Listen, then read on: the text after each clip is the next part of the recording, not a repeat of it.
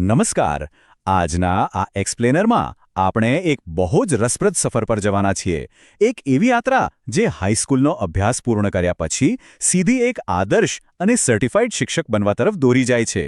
ખાસ કરીને 2026-27ના વર્ષ માટે પીટીસી એટલે કે ડીએલએડના એડમિશનમાં કયા નવા અને અગત્યના ફેરફારો આવ્યા છે તે તમામ સત્તાવાર માહિતી આપણે આજે અહીંયા સમજવાના છીએ.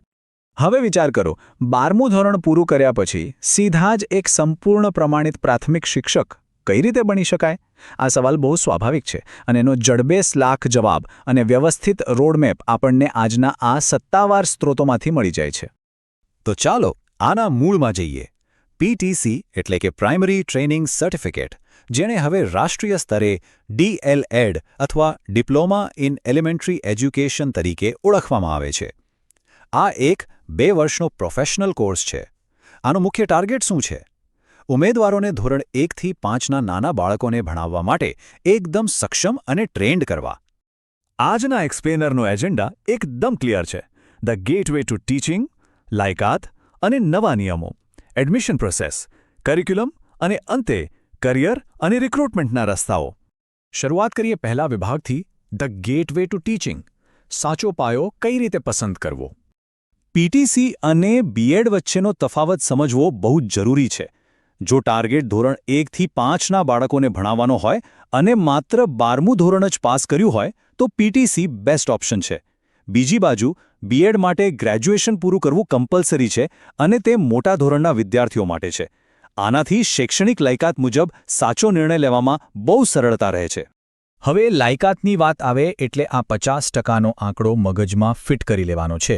જનરલ કેટેગરીના ઉમેદવારો માટે 12મા ધોરણમાં મિનિમમ 50% માર્ક્સ હોવા જ જોઈએ. રિઝર્વ્ડ કેટેગરી માટે આ મર્યાદા 45% છે. અને હા, એડમિશન વખતે ઉંમર ઓછામાં ઓછી 17 વર્ષની હોવી પણ એટલી જ જરૂરી છે. આગળ વધીએ સેક્શન 2 તરફ. એલિજિબિલિટી અને નવા નિયમો. 2026-27 માટેના અગત્યના અપડેટ્સ. અહીંયા સૌથી મોટો ગેમ ચેન્જર એ છે કે એડમિશન હવે 100% સેન્ટ્રલાઇઝ્ડ છે. કોઈ જ ડાયરેક્ટ પ્રાઇવેટ એડમિશન નહીં. અને પેલો બેસ્ટ ઓફ 2નો નવો નિયમ બહુ જ કામનો છે. જો કોઈએ સપ્લિમેન્ટરી એક્ઝામ આપી હોય તો 2માંથી જે માર્કશીટમાં વધુ ટકા હશે એ જ મેરિટ માટે ગણાશે. બીજું, હિન્દી મીડિયમની ખાલી સીટો પર હવે ગુજરાતી કે અંગ્રેજી માધ્યમના લોકો પણ એપ્લાય કરી શકશે. દિવ્યાંગ ઉમેદવારો માટે એકદમ કડક નિયમ છે કે માત્ર સિવિલ સર્જનનું જ સર્ટિફિકેટ ચાલશે. અને ગુડ ન્યૂઝ એ છે કે હવે ગુજરાત બોર્ડ સિવાય સીબીએસઈ અને આઈસીએસઈ બોર્ડવાળા પણ આસાનીથી પ્રવેશ મેળવી શકશે. સીટ ડિસ્ટ્રીબ્યુશનમાં પણ મોટો બદલાવ આવ્યો છે. 70% સીટો જનરલ સ્ટ્રીમ એટલે કે આર્ટ્સ અને કોમર્સ માટે અને 30% સીટો સાયન્સ સ્ટ્રીમ માટે ફાળવવામાં આવી છે. બંનેના મેરિટ લિસ્ટ બિલકુલ અલગ બનશે. મતલબ કે હરીફાઈ માત્ર પોતાના જ પ્રવાહના વિદ્યાર્થીઓ સાથે થશે, જે ખરેખર બહુ જ વ્યાજબી અને સંતુલિત નિયમ છે. Section 3, the admission process explained.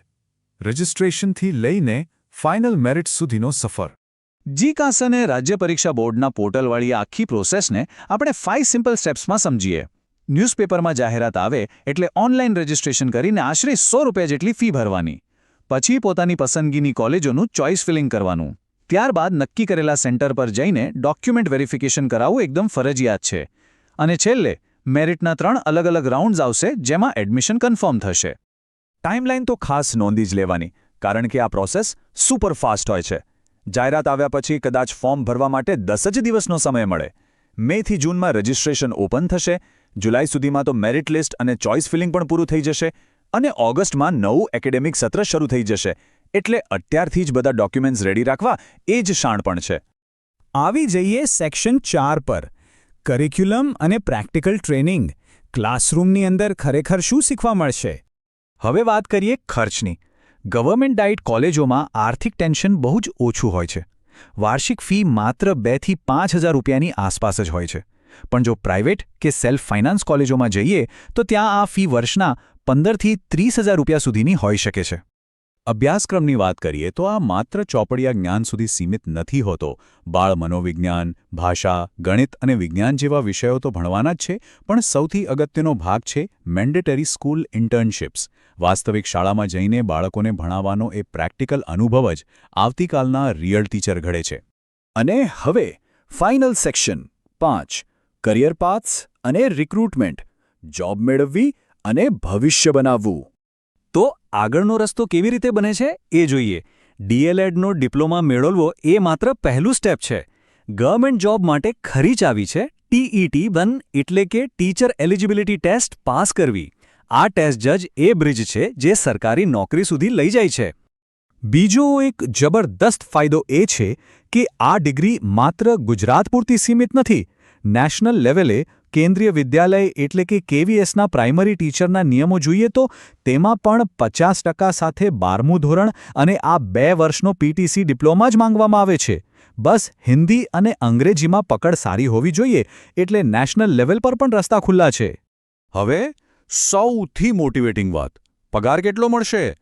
વિદ્યા સહાયક તરીકે સરકારી શાળામાં જોડાતા જ શરૂઆતના 5 વર્ષ માટે આશરે 26,000 થી 31,000 રૂપિયાનો ફિક્સ પગાર મળે છે અને 5 વર્ષની સારી નોકરી પછી ફૂલ પે સ્કેલ ચાલુ થઈ જાય છે, જે એકદમ સોલિડ ફાઇનાન્શિયલ સ્ટેબિલિટી આપે છે.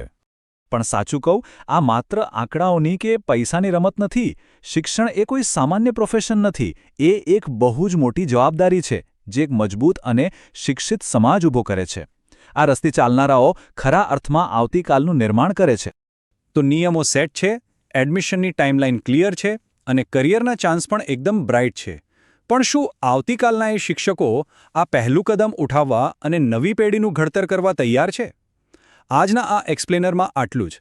આશા છે કે આ માહિતી તમને PTCના આખા રોડમેપને સમજવામાં ખૂબ જ મદદ